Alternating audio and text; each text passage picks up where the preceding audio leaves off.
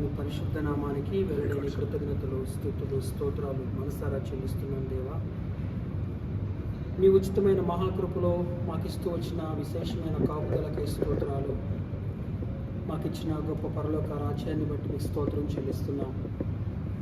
ప్రార్థించి నిరీక్షించినట్లుగా ఈ వారం దినాలు ప్రభువా ప్రత్యేక కూడికలు ఏర్పాటు చేసుకోవడానికి మీరు చేసిన గొప్ప సహాయాన్ని బట్టి వందనాలు చెల్లిస్తున్నాం నాన్న. ఈ దాసులను దూర ప్రాంతం నుంచి తీసుకుని వచ్చారు. జరజన గారిని బలపరిచి మీరు వాడుకుంటున్న విధానాన్ని బట్టి స్తోత్రం చెల్లిస్తున్నాం. నిన్నటి దినాన మీ దాసుని బలపరిచి వాడుకున్నారు నాయన. ఈ రాత్రికాల సమయంలో యూసీసీ క్యాంప్లో మీ దాసుని బలపరచండి. చేరి వచ్చిన మా అందరికీ ఏ హృదయానికి ఏ మాటలు కావాలో ఆ మాటల చేత మమ్మల్ని తృప్తిపరచుమని మీ సన్నిధిలో ప్రార్థన చేస్తున్నాం. చేరి వచ్చిన బిడ్డలందరినీ బట్టి స్తోత్రాలు. రావాల్సిన వారిని త్వరితగతిన తీసుకుని రండి. పాడవలసిన పాటల్లో మీ దాసుని సందేశంలో మీరే ఉండండి. సమస్త మహిమ, ఘనత, ప్రభావాలు మీరు పొందుకోనండి. ఖర్చుబడి ప్రయాసపడి ఈ చక్కని సభలు ఏర్పాటు చేయడానికై స్థానిక సంఘంలో మీ దాసులను బలపరిచి ఈ కూడికలు జరిగిస్తున్నందుకై స్తోత్రం చెల్లిస్తున్నాం. ఈ రాత్రి దీవెనకరంగా, మేలుకరంగా, మీ నామానికి మహిమకరంగా జరిగించుకోమని ముందున్న సమయాన్ని మీ తెగల హస్తాలకు అప్పగించుకుంటూ మా ప్రభువును రక్షకుడును యేసుక్రీస్తు ప్రభు వారి ఘననామ మన స్తోత్రం చెల్లించి ప్రార్థనతో కూడిక ప్రారంభించుకుంటున్నాము తండ్రి. ఆమేన్.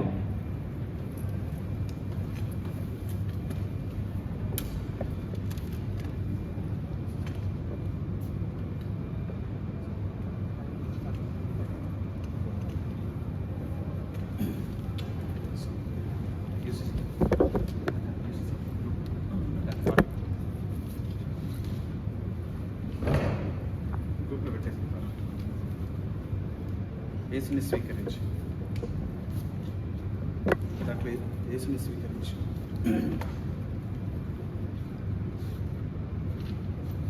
యేసుని స్వీకరించు ప్లీజ్ యేసుని స్వీకరించు అన్నమాట. యూసీసీ గ్రూప్లో ఉన్న వారికి గ్రూప్లో ఆల్రెడీ సాంగ్ ఉంది. గ్రూప్లో లేని వారు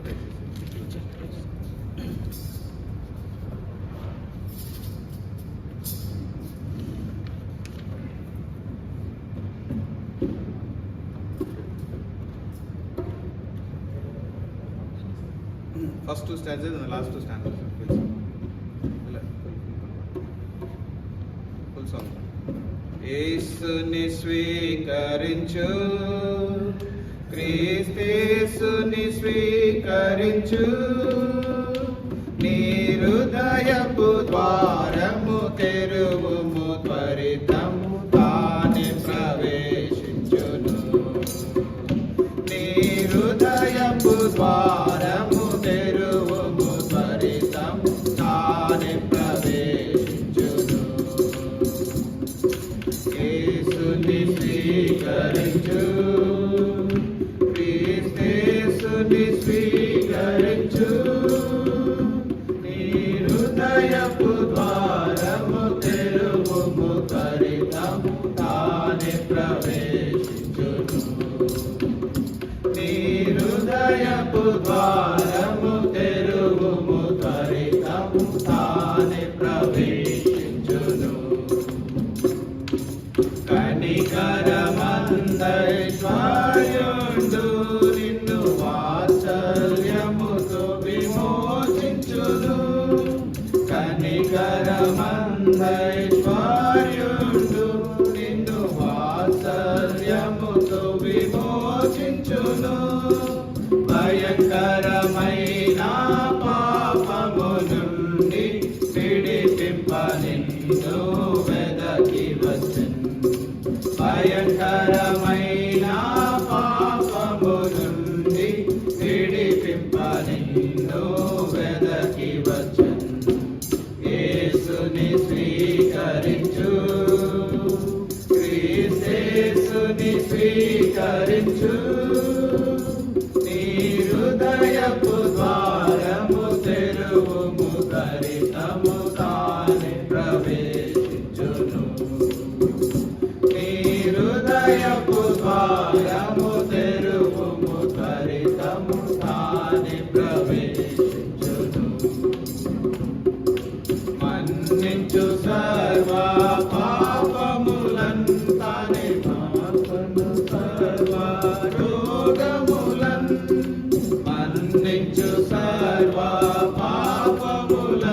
తనే మార్పును సర్వ రోగములన్ కృపతని కరముల మకుటము నీకు ధరింపజేసి గణపరచున్ కృపకని కరముల మకుటము నీకు ధరింపజేసి గణపరచున్ యేసుని స్వీకరించు యేసుని స్వీకరించు నీ హృదయపు ద్వారము తెరువుము త్వరితము తాని ప్రవేశించును నీ హృదయపు ద్వారము తెరువుము త్వరితము తాని ప్రవేశించును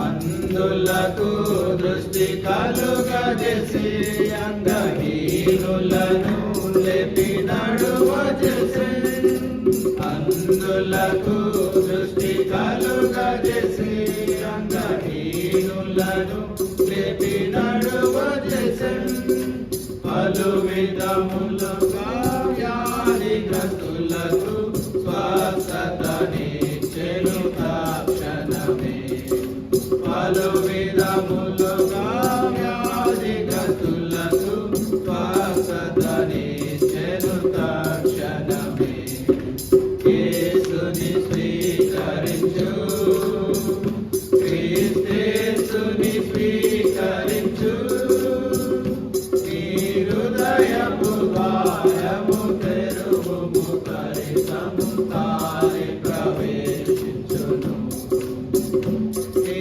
హృదయపు ద్వారము తెరువుము త్వరితము తాని ప్రవేశించును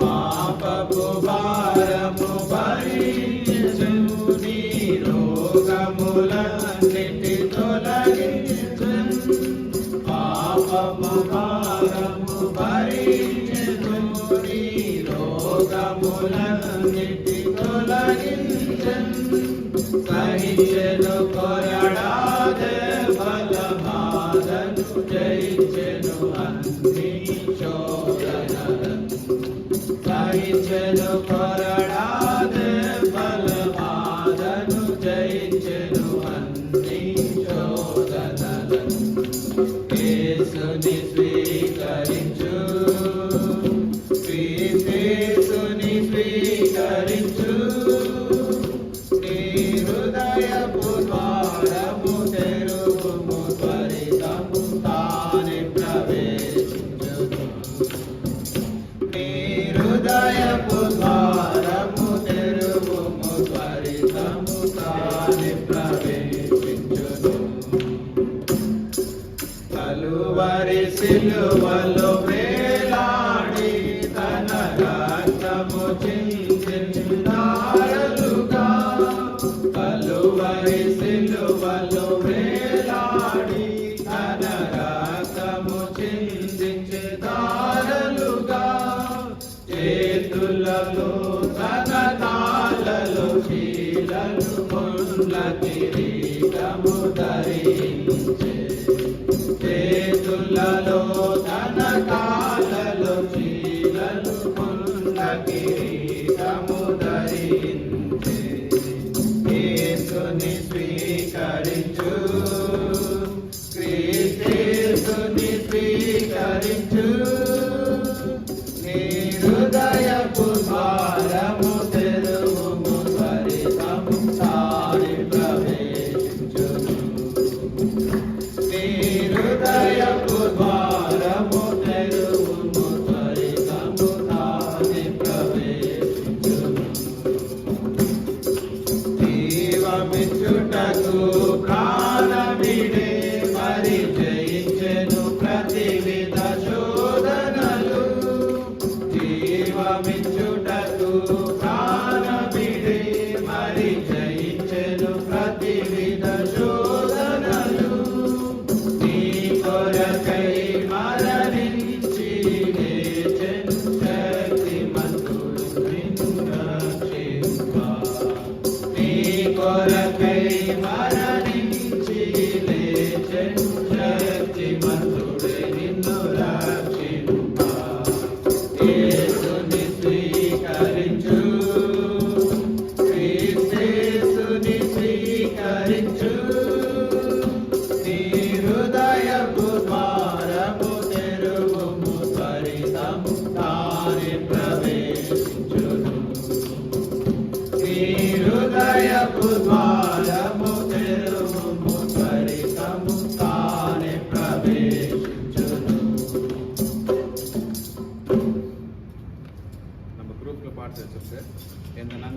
ஆண்டவர் தெரிஞ்சுட்டு எல்லாம் சேர்ந்து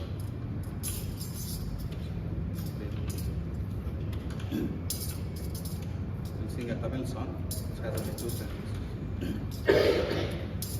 తెలుగులో అయితే నా ప్రియమైన యేసు ప్రభు అనే పాట, తమిళ్లో ఎంత నన్బుల్ల ఆండవరే. ఎంత నన్బుల్ల ஆண்டவரே ஆயிரம் ஸ்தோத்திரமே, நீ செய்த நன்மைக்கெல்லாம்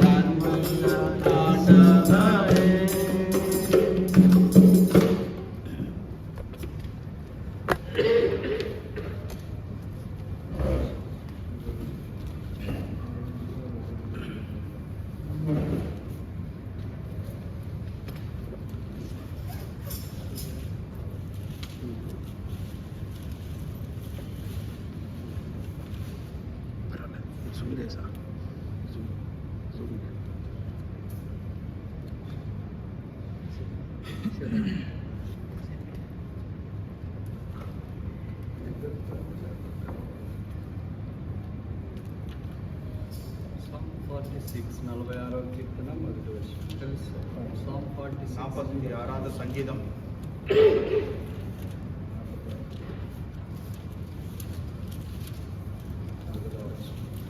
முதலாவது வசனம் நம்ம எல்லாம் சேர்ந்து வாசிப்போம். Psalm 46 chapter 1, let us all read together.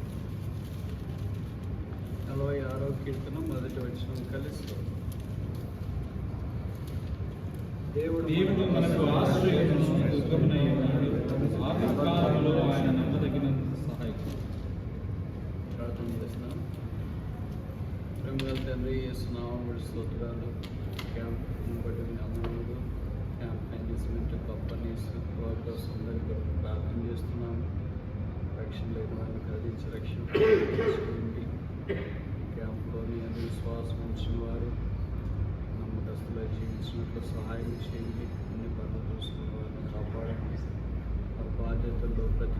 ప్రతి అపాయం ప్రతి ఆపద నుండి తప్పించి అన్ని చక్కగా జరిగినట్టు చేయండి. వారి ఎక్స్టెండెడ్ ఫ్యామిలీస్ ఇండియా స్థలాల్లో చేరిన వారిని భద్రపరచండి. వాళ్ళ సమస్యలు తీర్చండి, అప్పులు తీర్చండి, అనారోగ్యాల్లో ఆరోగ్యం అనుగ్రహించండి. ప్రతి ఒక్కరూ మీ నామాన్ని కొరకు సహాయం చేయండి. నేను ప్రభువును కథను రావడానికి కూడా అనుకూలపరిచినారు. గడిపే శ్రమను దీవించబెట్టి యేసు ప్రభు నామమున ప్రార్థన చేస్తున్నాము తండ్రి. ఆమేన్.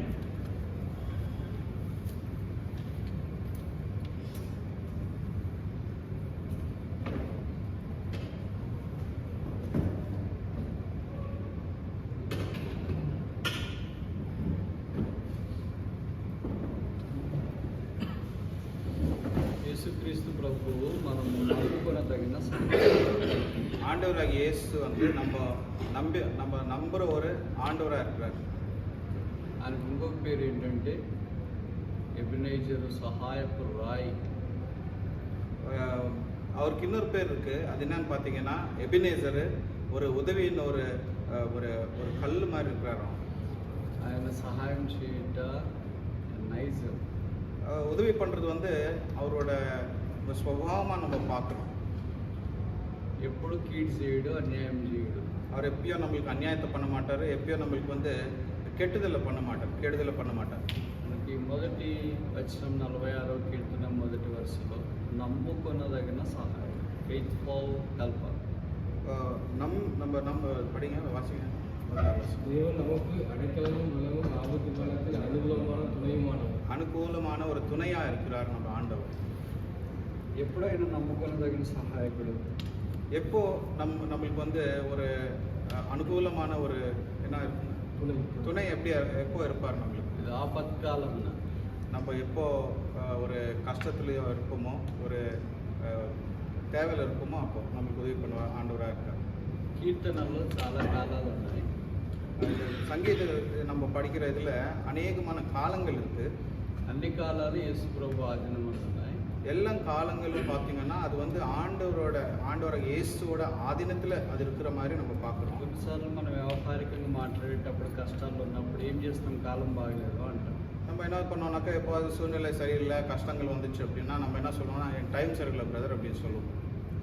నాకు ఇక్కడ కాలాలు ఉన్నాయి. దాంట్లో ఒక కాలం ఏంటంటే ఆపత్కాలం. இங்கே எல்லாம் அந்த மாதிரி டைம் இருக்குது, அந்த காலங்கள் இருக்குங்களா, அந்த காலத்தில் வந்து ஒரு காலம் என்னன்னு பார்த்தீங்கன்னா ஆபத்து காலம்.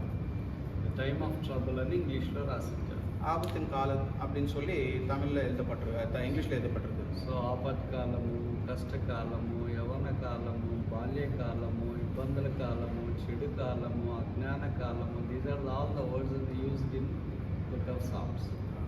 நிறைய காலங்களை அண்ணா வந்து சொல்லியிருக்கிறாரு. ஆபத்து காலம், கஷ்ட காலம் இருக்கலாம், சூழ்நிலை சரியில்லாத காலம் இருக்கலாம், பால்யமான ஒரு காலம் இருக்கலாம். அந்த மாதிரி எல்லா காலத்துலேயும் இந்த ஆபத்து காலன்றது வந்து அது ஒரு காலமாக இருக்குது. ఆపదలు వచ్చినప్పుడు మరి ఏం చేస్తాం? அப்போ ஆபத்து காலம் வந்தப்போ நம்ம என்ன பண்ணுவோம்? కష్టకాలం వచ్చినప్పుడు ఏం చేస్తాం? கஷ்டம் காலம் வந்தப்போ நம்ம என்ன பண்ணுவோம்? ఇశ్రాయేలీయులు కష్టకాలంలో యెహోవాకు మొరపెట్టిరి అని కీర్తనలో చూస్తున్నాం. இந்த சங்கீதத்தில் நம்ம பார்க்குறோம், கஷ்ட காலம் வந்தப்போ இஸ்ரேல் ஜனங்க என்ன பண்ணாங்கன்னா ஆண்டவருக்கு முறையிட்ட மாதிரி நம்ம பார்க்குறோம். సో మనం కూడా ఆపత్కాలంలో, కష్టకాలంలో యేసు ప్రభు వారికి ప్రార్థన చేయాలి. நம்மளும் என்ன பண்ணணும்னாக்கா, நம்மளுக்கு ஆபத்து காலம் வந்தப்போ, கஷ்ட காலம் வந்தப்போ நம்ம என்ன பண்ணணும்னா, ஆண்டவராகிய இயேசுவை நோக்கி நம்ம என்ன பண்ணணும்? ஜெபம் பண்ணணும். యేసు ప్రభుకి ప్రార్థన చేయాలంటే మొదటి యేసు ప్రభు హృదయం ఇవ్వాలి.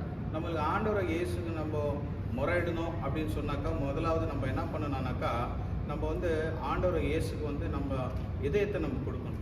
కనుక హృదయం యేసు ప్రభుకి ఇకపోతే మన ప్రార్థన యేసు ప్రభు ఆలకించు. நம்ம இதயத்தை வந்து ஆண்டவருக்கு நம்ம கொடுக்கல அப்படின்னு பார்த்தோன்னா, ஆண்டவர் வந்து நம்மளோட ஜெபத்தை அவர் கேட்க மாட்டார். కనుక యేసు ప్రభు హృదయం ఇవ్వాలంటే ఏం చేయాలా? ஆண்டவர் இயேசுக்கு வந்து நம்மளோட இதயத்தை நம்ம கொடுக்கணும் அப்படின்னா நம்ம என்ன செய்யணும்? మన పాపాలు యేసు ప్రభు ఎదుట ఒప్పుకోవాలి. நம்மளோட என்ன பண்ணணும்னாக்கா, நம்மளோட பாவங்களை வந்து ஆண்டவருக்கு எப்படி நம்ம இதயத்தை கொடுப்போம் அப்படின்னு பார்த்தோம்னா, நம்மளோட பாவங்களை வந்து ஆண்டவராக இயேசு கிட்ட வந்து நம்ம ஒப்படைக்கணும். அப்போ நான் இந்த மாதிரி தவறு பண்ணிட்டேன், நான் பாவம் பண்ணிட்டேன்னு வந்து அவர்கிட்ட ஒப்புதலை செய்யணும். ఒప్పుకున్న తర్వాత యేసు రక్తం ప్రతి పాపము నుండి మనల్ని కడిగి పవిత్రులుగా చేయి. நம்ம எப்போ நம்ம பாவங்களை வந்து அறிக்கையிடுவோமோ ஆண்டவரோட சமூகத்தில், அப்போ வந்து யோசிக்கிற ஒரு ஆளா இருந்தா என்ன சொல்லுவாங்க? నాకు చేతనైతే చేస్తా. எனக்கு முடிஞ்சா நான் உதவி பண்ணுவேன் பிரதர் அப்படின்னு சொல்லுவோம்.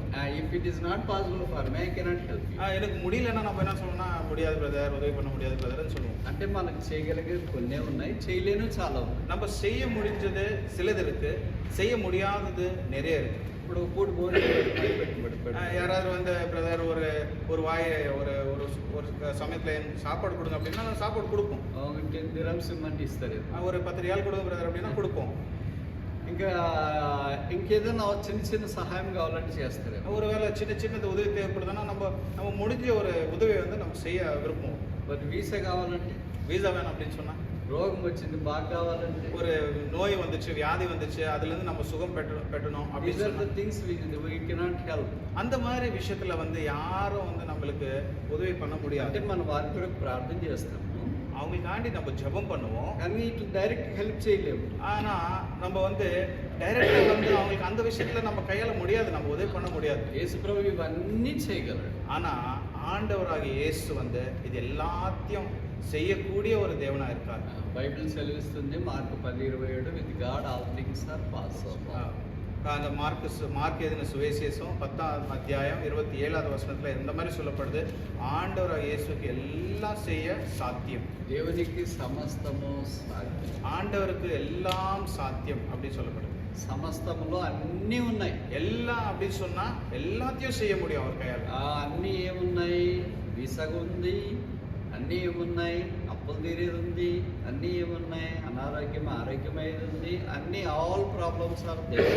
Christ is the only solution for all the problems. எல்லா ஒரு சமஸ்யா, எல்லா ஒரு பிரச்சனை இருந்தாலும், வீசா பிரச்சனை இருக்கட்டும், ஆனா நோய் இருக்கட்டும், இல்ல பண காசு தேவை இருக்கட்டும், எல்லா பிரச்சனையும் ஆண்டவருக்கு கூடும். ஆண்டவர் செய்யக்கூடிய ஒரு தேவனா இருக்கார். కనుక ఎలాంటి పరిస్థితుల్లో ప్రభు మనకు సహాయం చేయగలడు? எந்த ஒரு பிரச்சனையில எந்த மாதிரி ஒரு இதுல நம்மளுக்கு ஆண்டவர் உதவி பண்ண முடியும்? అన్ని విషయాల్లో ఆయన సహాయం చేస్తారు. எல்லா விஷயத்திலும் அவர் நம்மளுக்கு உதவி பண்ற தேவன். అందుకే 121 కీర్తన మొదటి వచనంలో ప్రశ్న ఉంది, அதுதான் కొండంతట నాకు కనలిచ్చున్నాను, నాకు సహాయం ఎక్కడి నుండి వచ్చు? அதுதான் 121வது சங்கீதம் முதலாவது வசனத்துல இந்த மாதிரி எழுதப்பட்டிருக்கு, நான் இந்த பர்வத்தை நான் நோக்கி பார்க்கிறேன், எனக்கு உதவி எங்கேருந்து வரும் அப்படின்னு கேட்டப்போ அந்த ஆண்டு எங்கேருந்து வரும் அப்படின்னு கேட்கப்படுது. ஒரு பிரச்சனை இருக்காங்க, ஒரு கேள்வி இருக்கு. అయితే బైబిల్ ఎంత అందంగా ఉంటుందంటే ప్రశ్నలు ఉంటాయి, జవాబులు కూడా ఉంటాయి. பைபிள் எவ்வளோ அழகா எழுதப்பட்டிருக்கு அப்படின்னு பார்த்தோம்னா அதுல நம்மளுக்கு அங்கே வந்து ஒரு கொஷின் இருக்கு, அந்த கொஷனுக்கு அந்த பதில் கூட அந்த வேதத்துல தான் கிடைக்கும். So it is not just a question bank, it's இது வந்து ஒரு கொஷின் பேங்க் மட்டும் அல்லாம இதுல நம்மளுக்கு ஆன்சர் கூட இருக்கு. ఏం జవాబు? என்ன அந்த பதில்? Psalm 121 verse 2 says, சங்கீதம் 121வது சங்கீதம் 2வது வசனம், my help cometh from God that made heaven and earth. படிக்கிறத యెహోవా వలనే నాకు సహాయం కలుగును, ఆయన భూమి ఆకాశమును సృజించినవాడు. ఎవరు భూమి దాచిన కర్తలు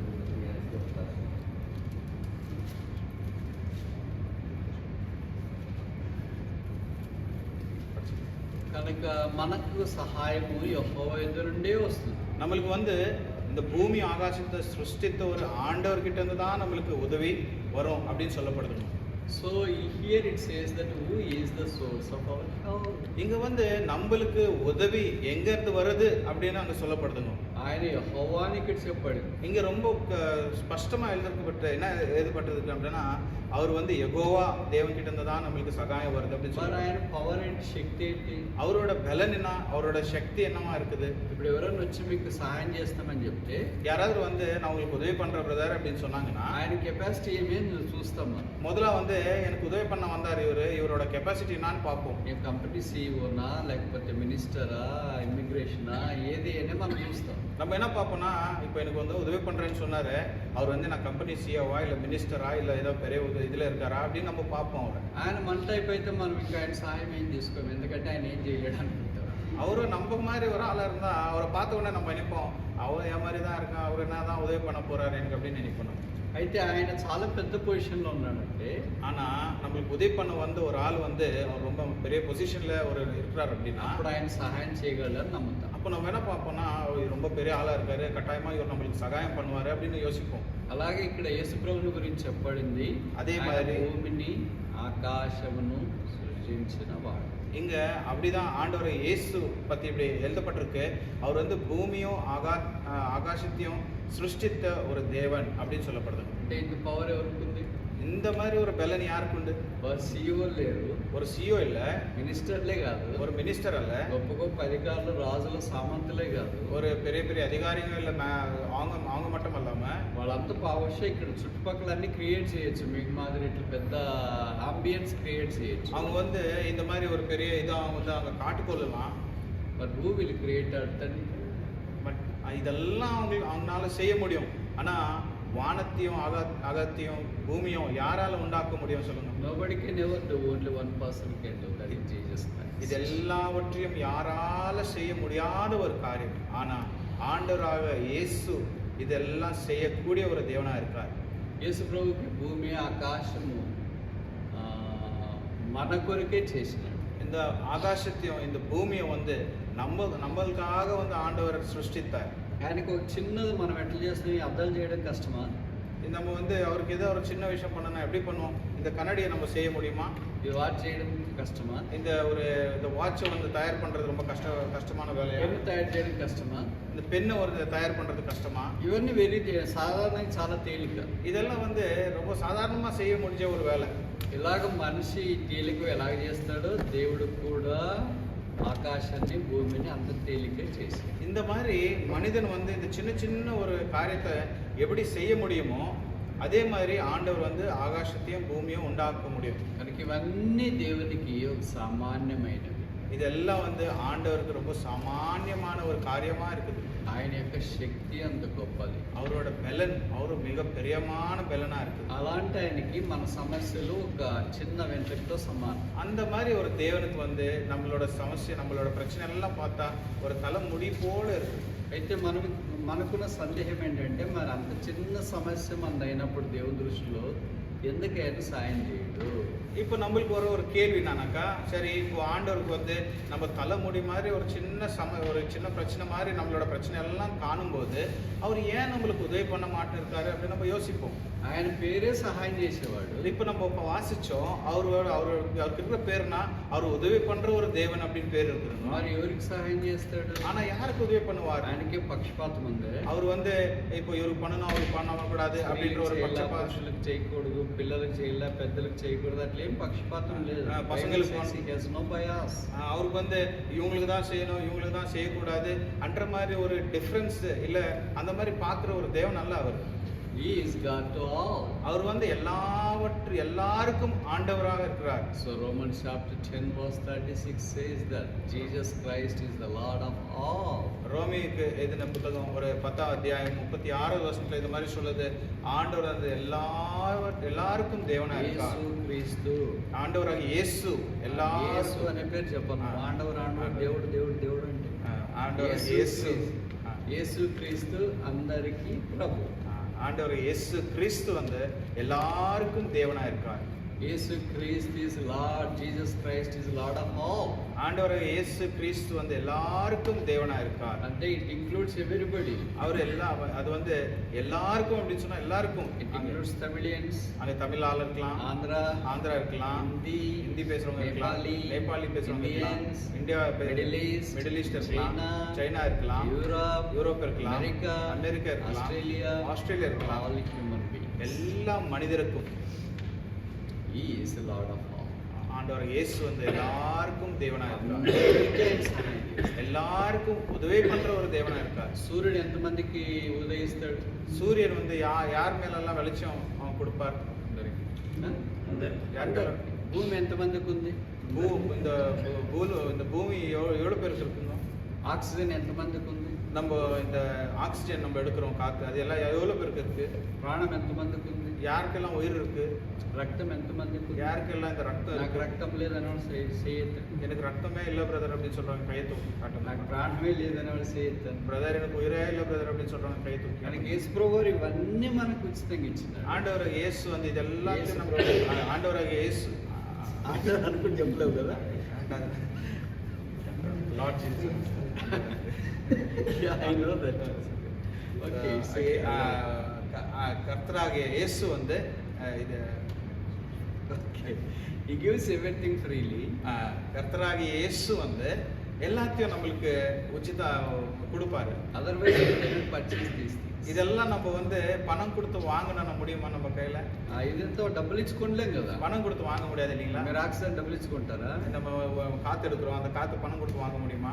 బ్లడ్ డబ్బులు ఇచ్చుకుంటారా? நம்ம பாடியில வந்து ரத்தம் இல்லைன்னா அந்த பணம் கொடுத்து வாங்க முடியுமா? ఇవన్నీ మనం కొనలేనివి. இதெல்லாம் நம்ம வாங்க முடியாது. ఇప్పుడు ప్రభు మనకు ఉచితంగా ఇచ్చిన இயேசு கிறிஸ்து வந்து நம்மளுக்கு உச்சிதமா அது చెప్పండి, ఈయన సహాయం చేసినాడా లేదా? ஆண்டவர் நம்மளுக்கு உதவி பண்ணாரா இல்லையா சொல்லுங்க. మామూలు మనం ఏమంటామంటే ఆయన ఏం సాయం చేయలేదు, ఎందుకంటే వీసా రాలేదు, డబ్బులు లేదు, జీతాలు సరిగ్గా రాలేదు, ఇమిగ్రేషన్ ఇష్యూస్ ఉన్నాయి, ఫ్యామిలీలు అనారోగ్యాలు ఇవన్నీ ఉన్నాయి కనుక so God is not helping me. இதெல்லாத்தையும் ஆண்டவர் இயேசு நம்மளுக்கு செஞ்சாலும் நம்ம என்ன சொல்லுவோம்னாக்கா, ஆண்டவர் எனக்கு ஒன்றும் பண்ணலையா அப்படின்னு சொல்லுவோம். ஏன்னாக்கா எனக்கு இமிகிரேஷன் பிரச்சனை இருக்குது, குடும்பத்தில் பிரச்சனை இருக்குது, பணக்காசு பிரச்சனை இருக்குது, உத்தியோகத்தில் பிரச்சனை இருக்குது, இதெல்லாம் பிரச்சனை இருக்குது. அதுக்காக நம்ம என்ன சொல்லுவோம்னாக்கா எனக்கு ஒன்றும் செய்யலை அப்படின்னு சொல்லிடுவோம். So in spite of all these problems, troubles and troubles, Christ is with us. இதெல்லாம் இருந்தாலும் ஆண்டவர் இயேசு கிறிஸ்து வந்து நம்மளுக்கு துணை இருக்கிற தேவராக இருக்கிறார். So Psalm 46 verse 2 says, சங்கீதம் 46:2 இப்ப இந்த மாதிரி சொல்லப்படுகிறோம்.